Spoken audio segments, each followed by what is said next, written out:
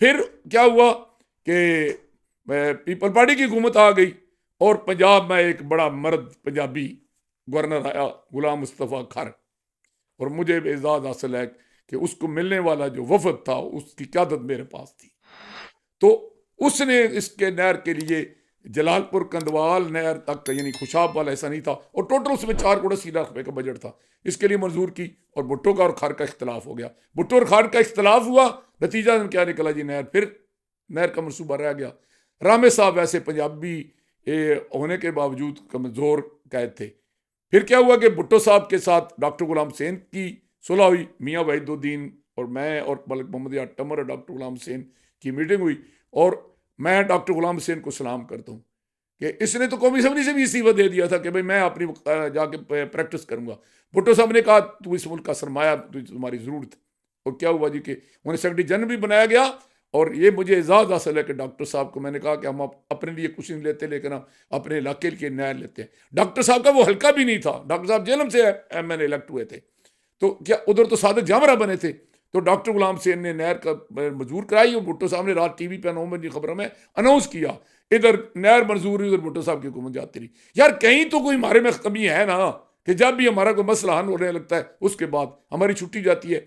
ज़ियाउल हक साहब के दौर में तो हम जनाब अपनी स्किन बचाते रहे, किसी ने कुछ नहीं किया।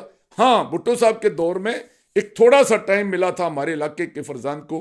मियाँ मसूद भट्टी जो है वो 77 में MNA बने पिंडाना खान से। इससे पहले 70 में हम लोगों ने राजा सिकंदर खान को नहर के नाम पर वोट दिए, और हमने राजा सफदर अली खान के साथ अपनी मोहब्बतें ख़त्म की।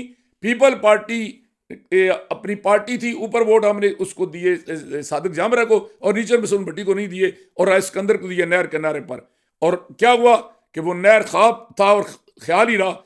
उन्होंने क्या किया कि अपने अजीज़ों के लिए इंस्पेक्टर पुलिस और तहसीलदारी की पोस्टें लेकर वो पीपल पार्टी में शामिल हो गए, और हमारा नहर का मनसूबा फिर बढ़ गया। और अब जब भुट्टो साहब ने इसकी मंजूरी दी तो मुल्क फिर उनकी हुकूमत टूट गई। और आगे जब, और उस दौरान एक काम हुआ भुट्टो साहब के ज़माने में, हमारे इलाके में हर बंदे को जिसने भी मुतालबा किया उससे जनाब ट्यूबवेल दिया गया। अगरचे ये बड़ा खौफनाक तजर्बा था कि पानी कड़वे थे, हमने सोचा पता नहीं ज़मीनों का क्या बनेगा। मैंने भी सबसे पहले अपने गाँव में ट्यूबवेल लगाया। आज ट्यूबवेलों का जाल बचा हुआ है, इसका बानी मबानी जुल्फ़िकार भुट्टो है जो काश्तकारों को ये ट्यूबवेल फ्री में दिए। और उस वक्त ज़री बैंक को ऑर्डर किए गए कि ज़मींदारों को ट्रैक्टर दिए जाएँ। अच्छा, ज़मींदारों को ट्रैक्टर मिले और ज़मींदारों में जदीद जो है ना ज़राअत का तस्वर पैदा हुआ। लेकिन एक चंद माह के इक़्तिदार में मियाँ मसूद भट्टी ने इतना बड़ा काम किया कि डिग्री कॉलेज, अल बरूनी डिग्री कॉलेज, यहाँ से अब तक हज़ारों बच्चे जो हैं वो पढ़ के इस मुल्क की खिदमत कर रहे हैं। कोई मुल्क से बाहर है, कोई मुल्क के अंदर सिविल सर्विस में है, कोई आर्मी अफसर है, कोई कारोबार कर रहा है। तो ये उस बंदे का ये सदका जारी है। और दूसरा, पिंड दादर खान और खिवड़ा को सुई गैस जैसी नेमत से नवाजा, ये क्रेडिट था मियाँ मसूद भट्टी का, और ये पीपल पार्टी के दौर में हुआ। अब जब ज़ियाउल हक साहब का दौर आया तो ज़ियाउल हक साहब के दौर में इक़्तिदार फिर उन्हीं कुफ्तों के पास चला गया जिनको ज़रूरत ही नहीं थी अवाम की। अब देखें ना, जलालपुर शरीफ ख़ानदान को लेना कि नवाब सर मेर शाह उस वक्त ऑल इंडिया लेजिस्लेटिव असेंबली के मेंबर थे जब पेशावर से लेकर दिल्ली तक उनकी एक सीट थी। मकबूल शाह साहब MPA थे, बाद में 70 में उनके ख़ानदान ने इलेक्शन लड़ा, वो अलग बात है, पीपल पार्टी के मुकाबले में हार गए। लेकिन असनाद शाह साहब MPA रहे, शमस हैदर साहब 2 बार MPA रहे। लेकिन मेरे ख्याल में पूरे मुझे नहीं याद पड़ता कि स्वाय इसके कि आप कह सकते हैं कि ये जो सड़क मिस्री मोड़ से खिवड़ा तक बनी थी, अगर जिस पर मुझे बड़े तहफ़्ज़ात थे कि ये नाक़िस बनी है, लेकिन बहरहाल बनी थी।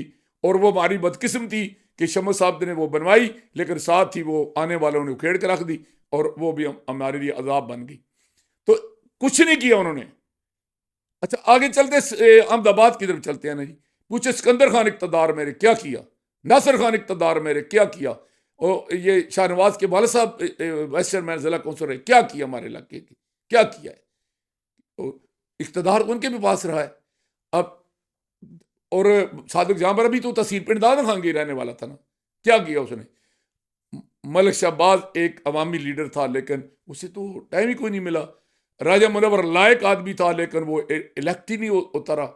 तो इस वो भी सियासत का लायक था, उसने भी डेवलपमेंट की सोच उसकी भी कोई नहीं थी। वो भी जोड़ तोड़ का माहिर था, ज़हीन आदमी था।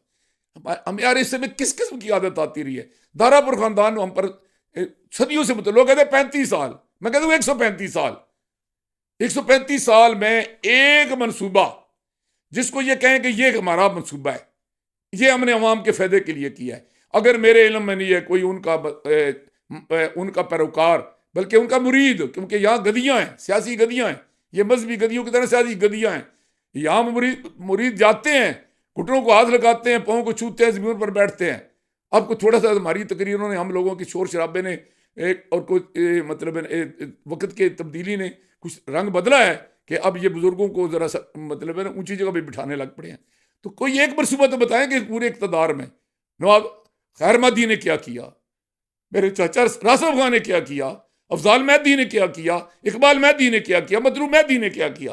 कोई एक तो मनसूबा दिखाए ना। अगर ये हमने इतने सदियां हम इक़्तिदार में हमने क्या किया। दारापुर के साथ साथ मैं जलालपुर का बता चुका हूँ कि क्या है किया। अच्छा, ये इनके मुकाबले में लदर खानदान था। चलो जी, वो तो हमारे बचपन से पहले की बातें हैं कि चौधरी फरोजुद्दीन मरहूम जो है ना वो 25 साल जिला कौंसिल के चेयरमैन रहे। वो हमारे इलाके में उस जमाने में जो भी जिला कौंसिल के स्कूल या डिस्पेंसरियाँ बनी थी, हमारे अपने गांव में दौलतपुर में जो प्राइमरी स्कूल बना था, मेरे नाना मरूम की सिफारिश पर वो चौधरी फरोजुद्दीन बनवाया था। उस जमाने में यही होती थी डेवलपमेंट की, छोटी मोटी डिस्पेंसरी बन गई, स्कूल बन गया, छोटी मोटी टूटी लग गई। तो ये वो उनका क्रेडिट था उस वक्त बड़े मनसूबा का। तो जिला कौंसिल के पास शायद फंड भी ना होते होंगे, लेकिन उसमें चौधरी इल्ताफ जब गवर्नर बने तो उनसे पिंड दादन खान में मैंने सड़कें लेकर दी, यूनिक काउंसिलें बनवाई और डिस्पेंसरियाँ बनवाई। फ़र्क इल्ताफ की नाज़मी के दौर में मेरा दावा है कि जब मैं पहले 5 साल उसका एडवाइज़र था तो डेवलपमेंट पिंड दादन खान में बेपनाह हुई है। हमने नए गांव तक बना दिए थे, 14 गांव बना दिए थे, उनको नंबरदारियां दी, उनको बिजलियां दी, उनको सड़कें दी, उनको पानी दिया और वहाँ डेवलपमेंट कराई। लेकिन उससे अगला जब मेरे और उसके दरमियान दूरी पैदा हुई तो फिर दाड़ खां के लोग नहीं थे, उन्होंने क्या उससे करवाया है। अच्छा, मैं आगे चलता हूँ तो क्या ये जो हाजी नासिर MPA बना है, ये हमारी तहसील का नहीं रहने वाला। राजा नासिर हमारी तहसील का नहीं था, सिकंदर खान हमारी तहसील का नहीं था। अच्छा, चौधरी नजर 2 दफ़ा MPA बना है, क्या वो हमारी तहसील का नहीं था। शमस हैदर 2 दफ़ा बना है, वो हमारी तहसील का नहीं था। हसनात शाह साहब मेंबर बने हैं, क्या वो हमारी तहसील के नहीं थे। मकबूल शाह साहब मेंबर बने, हमारी तहसील के नहीं थे। नवाब मेर शाह साहब बने हैं, मतलब वो हमारी तहसील के नहीं थे।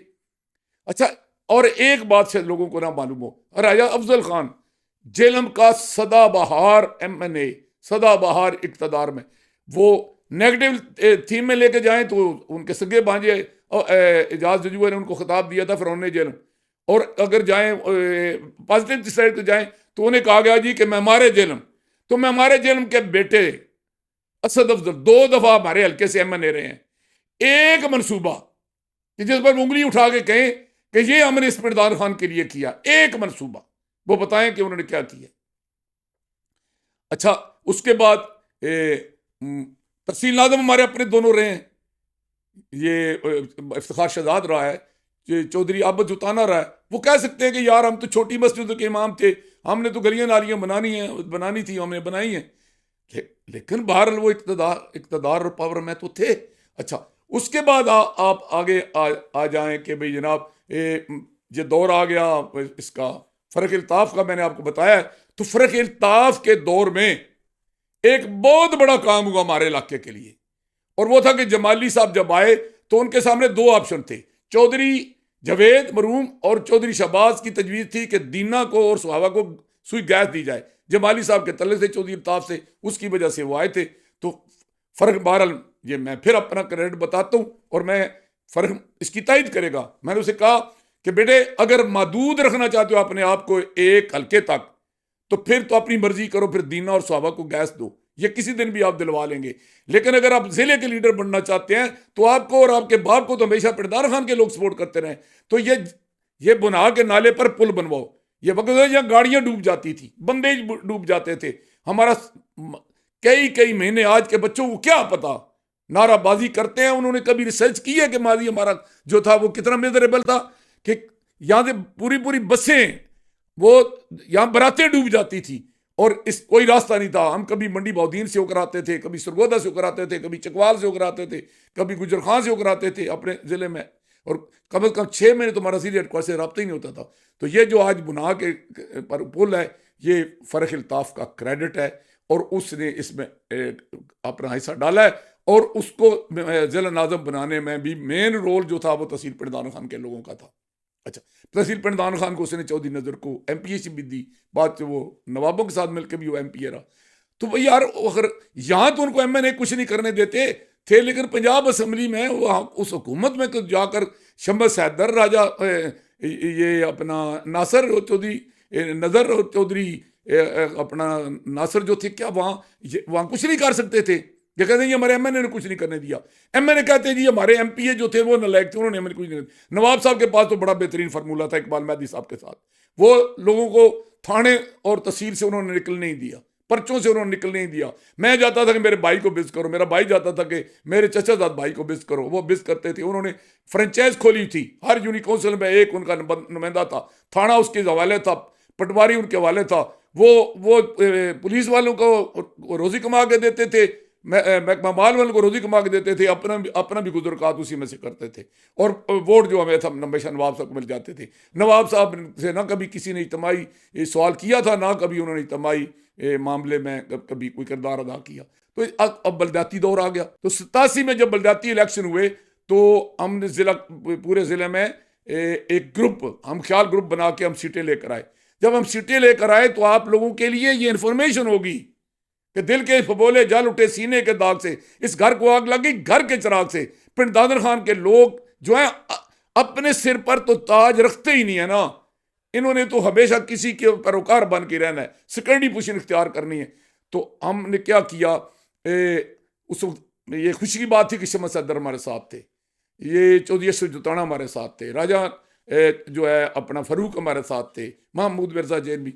हम जनाब 10 लाख रुपया नकद और 10 वोट लेकर हाजी सरदार के पास गए। उन्होंने कहा जी मेरी तो अपनी इंडिपेंडेंट राय को नहीं है, मैं तो अहमदाबाद वालों का ताबेदार हूँ। तो अहमदाबाद वालों के पास गए, वो उम्मीदवार भी बने राजा नासिर साहब, लेकिन क्या हुआ कि उनको आंखें दिखाई राजा अफजल ने और वो लम्हे पड़ गए। अच्छा, शम्स सैदर साहब को कहा, उन्होंने कहा जी अगर जीत सकते हैं तो मुझे खड़ा करने, हारना है तो मिर्जा साहब को खड़ा कर दें। तो फिर हम जेलम में स्वाबा में फिरते रहे कि जी कोई उम्मीदवार मिल जाए, कोई बंदा जुर्त नहीं करता था।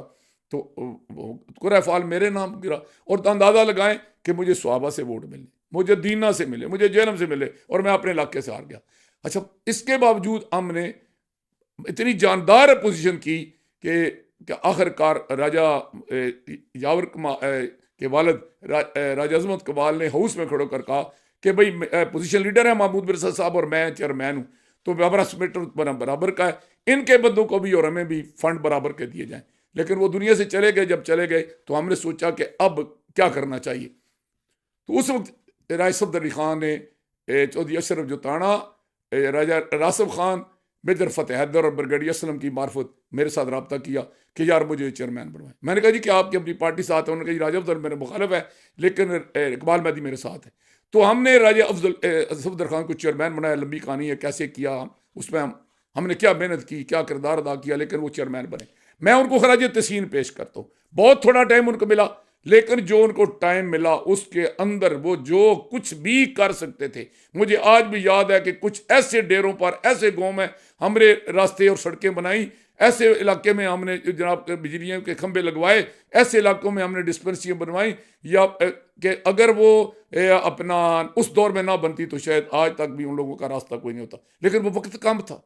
उसके बाद हमने हमने प्लानिंग की। हमने कहा कि अब लड़ाई से हमने कुछ नहीं हासिल किया, हम कंप्रोमाइज़ पे आए। कंप्रोमाइज़ पे क्या हुआ कि हमने फ़याज़ आसिफ को चेयरमैन बनवाया। जब फ़याज़ आसिफ को चेयरमैन बनवाया तो अब चेयरमैन ही जा रही थी इकबाल मेहदी के घर, उसका बहनोई चेयरमैन बन रहा था, उसने क्यों मुखालफत करनी थी? तो वो अल्लाह ने किया तो फ़याज़ साहब जो है ना वो बिला मुकाबला चेयरमैन बन गए। और जब बिला मुकाबला चेयरमैन बने, मैं उस बंदे को खराज तहसीन पेश करता हूँ। उन्होंने ना सिर्फ हमें इज़्ज़त दी, बल्कि उन्होंने दिल खोल के हमारे इलाके को फंड दिए। हमने उस इलाके में बेपनाह जो है ना काम कराया, सड़कें, स्कूल, बिजली, पानी, वो जनाब अपना कम्युनिटी सेंटर, बल्कि वो उस ज़माने की बनी हुई सड़कें बैंक, उसके बाद ना पीपल पार्टी को, ना पीटीआई को, ना नून को, ना ए को, ना बी को तौफीक ही नहीं हुई कि उनकी मरम्मत भी करते वो, लेकिन वही सड़कें आज बनी हुई हैं। तो उस वक्त भी, लेकिन इसमें मेगा प्रोजेक्ट तो कोई नहीं था ना। फिर चौधरी तासफ गवर्नर बने।